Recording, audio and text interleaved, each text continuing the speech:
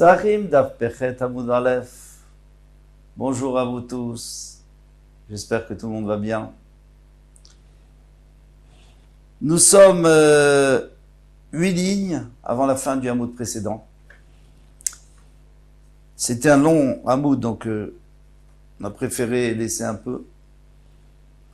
Taner Rabbi Chia. Rabbi Chia avait enseigné Maïdir Tivelokim Evindarka, que Hachem a connu et a compris le chemin de la Torah, c'est-à-dire il a compris ce dont la Torah avait besoin. Et il savait où il fallait qu'elle soit et où il fallait que le Talmid Chachamim soit avec elle.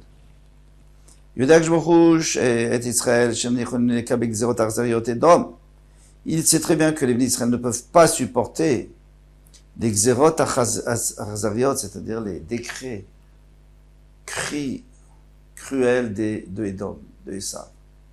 On a vu ça en Espagne, en Portugal, en Russie, le communisme, etc. Combien on nous a empêchés d'étudier la Torah, combien de fois, et avec la peine de mort. Donc Akshbourg a préféré les envoyer en Babel, en Babylonie. Et là-bas, on les a laissés. D'ailleurs, la Torah s'est développée. La Gemara, c'est Talmud Babli. C'est vraiment développé énormément en Babel. Pourtant, on est à la destruction du deuxième Beth Amikdash, donc on est dans l'exil de Édom. Il y a une autre raison pourquoi il les a envoyés en Babel. Elle est profonde comme la tombe. C'est connu que Babel, c'est la terre la plus profonde. C'est plein de marécages, la plus profonde du monde. Comme il est écrit, je vais les libérer de la tombe. Mimavet de la mort, Igalem, je vais les libérer. Donc, qu'est-ce qu'on voit ici? On voit qu'Akshbourg les a mis dans le plus profond pour être, entre guillemets, être obligé de les sortir de là. Rabbi Chanina Torah dit parce que le langage de l'araméen est proche du langage de la Torah. Donc les gens, ils comprendront mieux le Chumash, ils comprendront mieux la Torah, puisqu'ils connaissent l'araméen. Bon, généralement, on parle la langue du pays, et bien grâce à l'araméen, ils comprennent mieux la Torah. Plus facile pour eux. Rabbi Yochanan, chez Shigran, les Betiman, il les a renvoyés dans le pays de leur mère. Qui est leur mère? C'est leur père, Avraham Avinu. Ah, mais Avraham Avinu était à Haran. Il est né à Haran. C'était sa patrie. Haran, c'est l'Irak, c'est pas l'Iran. Seulement, là où réellement il a grandi, c'est à Ur-Kasdim, lorsqu'il a été prêt à être jeté dans la fournaise pour Hachem. C'est là qu'il a grandi, c'est là qu'il a commencé à être connu. Et là-bas, c'était Ur-Kasdim, c'était en Bavel. Et c'est une parabole, un homme qui s'est mis en colère sur sa femme, où est-ce qu'il l'a renvoyé? Il est Betiba, chez sa mère. Et Rabbi Alexandrie a dit justement, il y a 3 qui sont retournés à leur source. Qui sont ces 3 choses? Éloigne d'Israël. Les Israéliens qui sont retournés à la source en Bavel. Kesef Mitzrayim, l'argent de Mitzrayim. Tout l'argent de Mitzrayim est retourné en Mitzrayim. Kitav Luchot, l'écriture qu'il y avait sur les Luchot, sur la table de la loi lorsqu'on a cassé. On va expliquer tout ça. Les Betima de Amran, Israël, on l'a déjà dit. Ils sont retournés à l'endroit d'Avraham Avinu. Kesef Mitzrayim Virtivayi, Bashana Chamishit le Melech Rechavam. Ce fut la 5e année du roi Rechavam. À la Shishak. Il est monté Shishak le Melech Mitzrayim, à Yerushalayim, sur Yerushalayim. Et il a pris tout ce qu'il y avait là-bas. L'argent du Beth Amikdash, l'argent du roi et l'argent de tout le monde. Donc ils ont repris l'argent. Il y a des farshim qui veulent dire que finalement, quand il y a écrit vous emprunterez des mitzrim leur argent et leur or, c'est parce qu'un jour vous allez leur rendre, bien que c'est pas pachout. C'est pas pachout, parce que là-bas, il y avait une autre raison. Hachem voulait que les mitzrim leur courent après, donc il leur a dit vous emprunterez. Dites que vous empruntez, comme ça, lorsque vous vous sauvez, ils vont vous courir après. Bon. Tavaluchot, l'écriture de Luchot, Ektiv Shavrem, je les casserai à vos yeux. Donc, Moshe Rabbeinu a cassé a brisé les Luchot. Nan Luchot Nishberu. Elles ont été cassées, hein, les tables de la loi, Veotiot Pochot, et les écritures, donc les lettres, elles s'envolaient vers le ciel. Donc elles sont retournées à leur source. Oula Amar, Oula a dit, Oula il parle de la raison pour laquelle les bénis Israël sont en Bavel.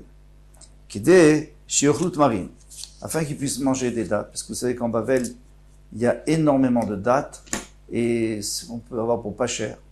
Mais il y a Scuba Torah. Donc on n'a pas besoin de travailler beaucoup. Avec quelques sous, on peut acheter des dattes et vivre.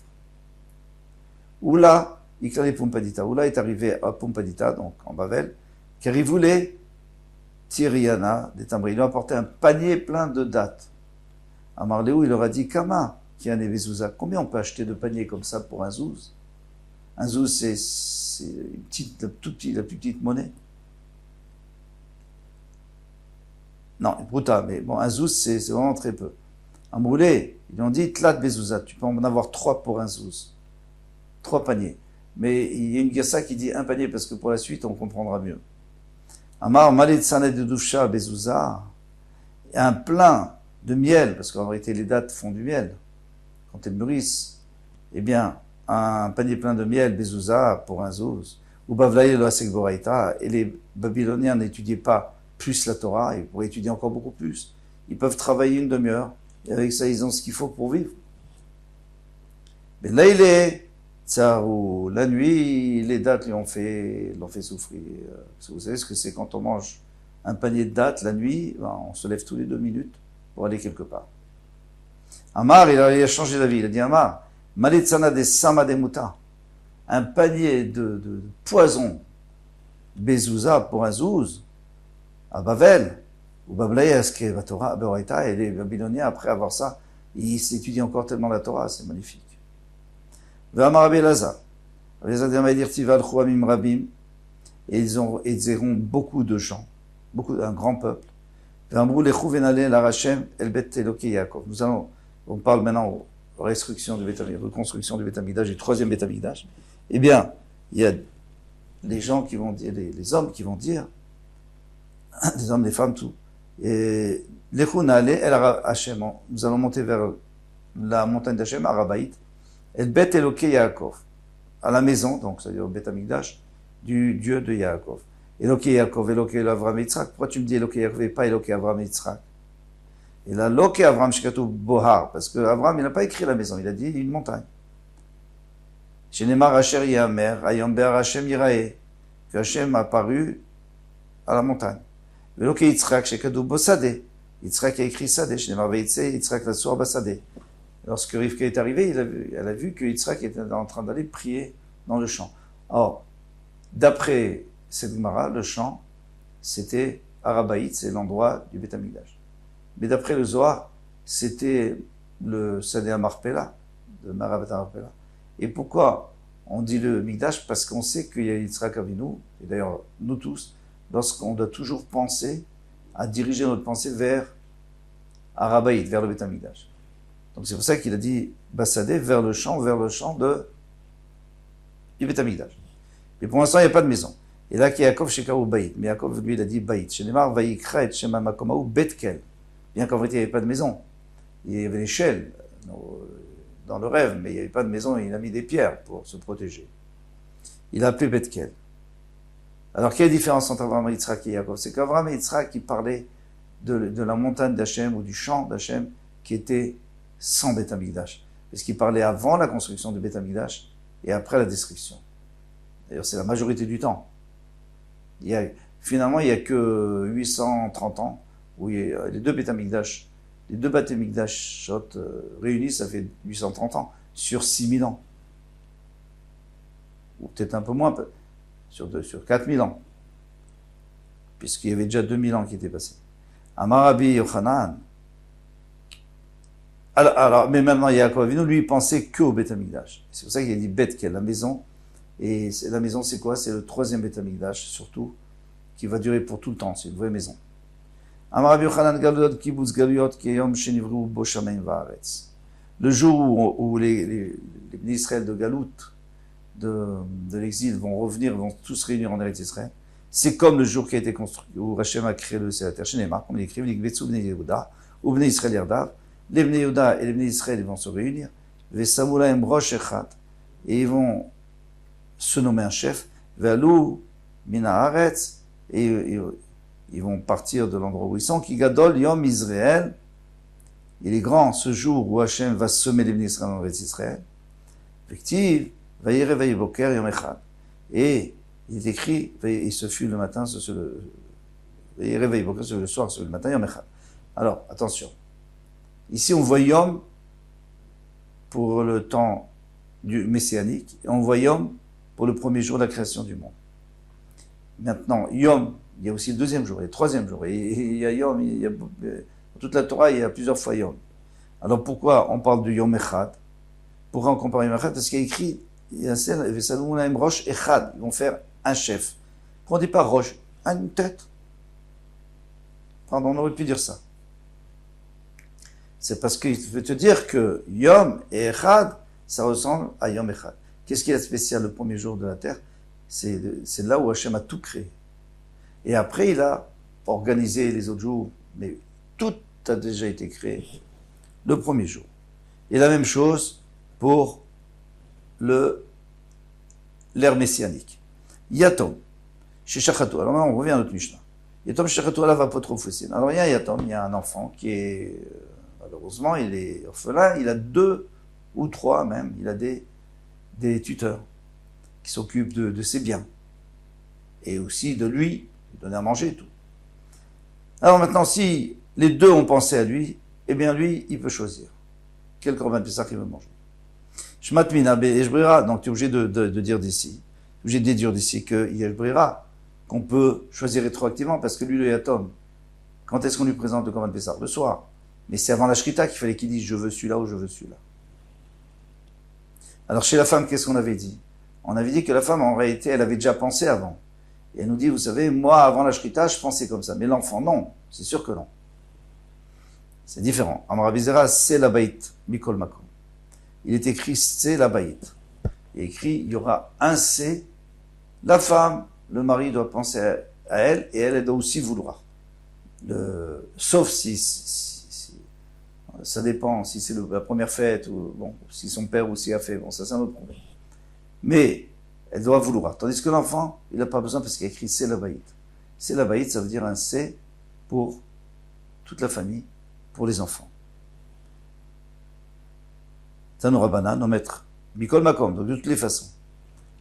En réalité, demande de se faire émettre, on n'a pas résolu le problème, parce que d'accord, je suis d'accord avec toi, l'enfant il n'a pas besoin de savoir, il peut très bien, on peut très bien le nommer sans qu'il sache. Mais finalement, on ne peut pas le nommer 2 fois, c'est pas possible. C'est pas possible, quelqu'un ne peut pas être nommé sur 2 korbanot.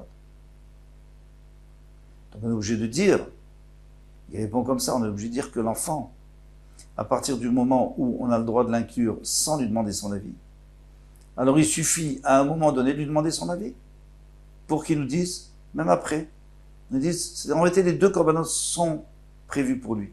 Maintenant lui il ne peut pas manger les 2, donc il va nous dire, et quand il nous dira, alors il mangera celui qu'il aura choisi. Contrairement à la femme qui ne peut pas faire ça, parce que la femme, il faut son avis. Et elle ne peut pas donner 2 avis en même temps. Tano Rabbanan, c'est la baït, mais la metchadam et vive shochet alide beno ubito aktanim.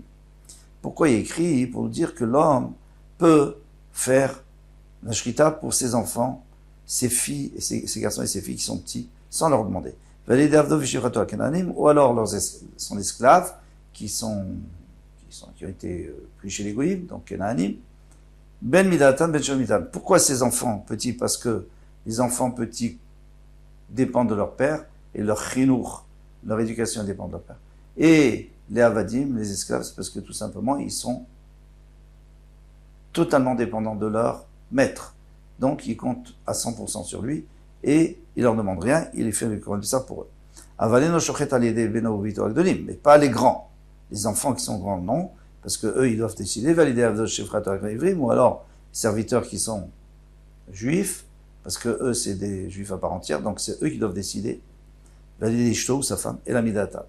Seulement si on leur demande, s'ils sont d'accord. Si nous disons on était d'accord, on était d'accord.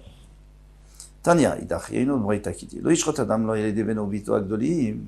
un homme ne fera pas la shrita pour son fils et sa fille qui sont grands, ni son serviteur et sa servante qui sont juifs, et ni sur sa femme, pour sa femme. Et la midatan seulement par leur, avec leur permission, avec leur volonté. Leur accord, on va dire. Aval shochet ou alidé beno vito aktanim, validé avdo vishivrato kenanim, mais ces enfants qui sont petits, ces serviteurs qui étaient goy, ben midatan, ben shel midatan, même, soit qu'on leur demande, soit qu'on leur demande, soit avec leur accord, sans leur accord. Tout jusqu'à là, ça va très bien. Vikulan sheshachatu veshachad rabban alehem. Maintenant, si eux, ils ont fait la shrita. Et, donc, les serviteurs. Et le Rav, ou alors le mari, alehem, yotzi beshel rabban. Bon, pour l'instant, non. C'est eux qui ont fait la shrita, et le maître a fait la shrita, et bien, ils se rendent yotzi de leur maître. Ven yotzi beshel atzman, mais ils ne se rendent pas yotzi d'eux-mêmes. Chutz min haisha, sauf la femme. Alors, c'est incompréhensible. Tu m'avais dit que les petits, on leur demande pas leur avis, mais les grands, on doit leur demander. Alors, pourquoi tu me dis qu'ils ont fait la shrita, et maintenant, toi, tu n'as pas demandé leur avis, ils doivent manger le tien, c'est pas juste. Chutz min haisha, sheyechol nimchot, la femme, elle peut s'opposer. Bon, ça, c'est normal. Ma'ishna haisha, quelle différence entre la femme et les serviteurs qui sont juifs? Amarava, isha vechol dedamela. Quand on a dit la femme, c'est aussi tous ceux qui ressemblent à la femme, c'est-à-dire les serviteurs juifs. Et quand on avait dit que les serviteurs goy, par exemple, que eux, ils dépendent de moi. Donc si moi je fais la shrita, eux ils font la shrita, et ils doivent manger de moi. Parce qu'ils dépendent de moi à 100%, et c'est une erreur qu'ils aient fait la shrita. Maintenant, Hagufa Kashia, il dit, il y a une contradiction. Alors, on oublie les Kenaanim, les enfants petits, on revient juste à la femme et aux Avadim qui sont juifs. Hagufa Kashia, Amrat Chus min haisha sheyechol limchot, la femme peut s'opposer. Tama demaché. Pourquoi est-ce qu'elle va pas manger de ton korban? Parce qu'elle s'est opposée. Halo maché, mais si elle s'oppose pas. Nafkala beshel baala. Parce qu'elle se rend yotza. Elle peut manger le korban de son mari. C'est juste. Elle a rien dit. C'est-à-dire qu'elle est d'accord. Vakatane et Recha, pourtant on a vu dans la Recha, Veloal et Deishto et l'Amida Ta'an, qu'il faut demander l'autorisation, l'accord de sa femme. Astama, mais si tu lui as pas demandé, l'onafka, elle peut pas se rendre yotza. Donc tu me dis une fois que si on lui a pas demandé, elle peut, c'est normal, elle est d'accord, elle a rien dit. Elle s'est pas opposée, c'est bon. Maintenant, tu me dis, au début, tu me dis qu'il faut lui demander son avis. Alors, la Gemara répond, Maï et la Midatan, lavda amre'in. Quand on dit que il faut lui demander qu'il faut son accord, c'est pas qu'elle doit dire oui. Et là, stama, bistama. Même si elle dit rien. C'est sûr qu'elle est d'accord. Pourquoi elle serait pas d'accord? La fouké, sauf si elle dit non. Donc, toute la Mishnah, on la comprend comme ça.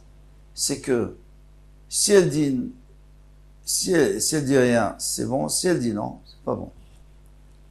Vea, kulam sheshachatu veshachat rabban alehem. Pourtant, on a dit que s'ils ont fait la shrita et que le maître a aussi fait la shrita, yotzim b'shel rabban, ils vont se rendre yotzé de leur maître, des bistama. Oui, d'abord on parlait des petits ou on parlait des avadim kenaanim. Des bistama. Donc ça veut dire qu'ils n'ont rien dit. Les katane chutz min haisha. Sauf la femme qui peut s'opposer. Donc tu vois très bien que la femme, elle se rend pas yotza, même si elle ne s'est pas opposée, parce qu'elle peut s'opposer. Marava kevan des shakatou. Puisque la femme ou les serviteurs juifs, ils ont fait la shrita, il n'y a pas une plus grande opposition. Il n'y a pas besoin de dire je suis pas d'accord. Bien sûr que je suis pas d'accord, j'ai fait mon korban, qu'est-ce que tu veux. Eved shne shutfin. Maintenant, on avait dit qu'un Eved qui appartient à 2 maîtres, alors qu'est-ce qu'il fait? Et les 2 ont fait pour lui, il peut rien manger. Parce qu'il peut pas avoir 2 korbanot. Ramele Ravina Saba. Donc Ravena qui était l'ancien Ravena, il y avait plusieurs Ravena. Donc Ramele Ravena Saba, les Rav Nachman, donc il a posé la question à Rav Nachman. Nan, l'ancien dans la Mishnah, Evet Shel Soufim, Shutafim, un serviteur qui appartient à 2 associés. Lo yochal mishashnem, il ne peut pas manger il ne peut pas manger d'aucun des deux. Vatana, pourtant, on l'a vu dans une braïta. Ratsa mise ochel, s'il veut manger de l'un, il peut manger. Ratsa mise ochel, c'est lui qui décide de qui il veut manger. Amarlé, il lui a dit, Ena Saba, cher Ena, l'ancien. Là, il y en a qui disent, il a dit autre chose, il a dit Patia Ukma, habit noir, parce que les établis d'Akhram, ils n'avaient pas le temps de laver leurs habits, donc ils avaient des habits pleins de poussière, colorés, alors foncés. Alors il lui a dit, Ena Saba, ou alors il y en a qui lui dit Talmid Racham, qui est tout le temps en train d'étudier, Mini ou Minar, grâce à ta question. Au Minar, ça va être à ta question et ma réponse. Mini, ma réponse, ou Minar, de ta question. Tistayem Shmatta. Eh bien, elle va s'éclaircir, c'est halakha. Et c'est quoi cette halakha? C'est qu'est-ce qui se passe avec le Eved, dont les deux propriétaires ont fait un Korban Pessah pour lui. Matiti, la Mishnah, qui disait qu'il peut rien manger, aucun des Bekab des Hadadé, parce que chacun, il s'oppose à ce que l'autre donne à manger le Korban Pessah, fasse le Korban Pessah pour son Eved, parce que lui il considère qu'il veut le faire lui. Donc chacun en veut à l'autre, et chacun n'est pas d'accord avec l'autre. Donc lui il ne peut pas manger. Parce qu'en fait, il n'y a aucun Korban pour lui. Braïta de l'Okab de Hadadé. Mais la Braïta, c'est quand ils se sont mis d'accord entre eux. Ils ont dit, bon, on lui fait, puis on verra ce que lui il veut. Alors c'est lui qui décide. Voici pour aujourd'hui. C'est un nouveau sujet. Kol Touf. À bientôt, Bezrat Hashem.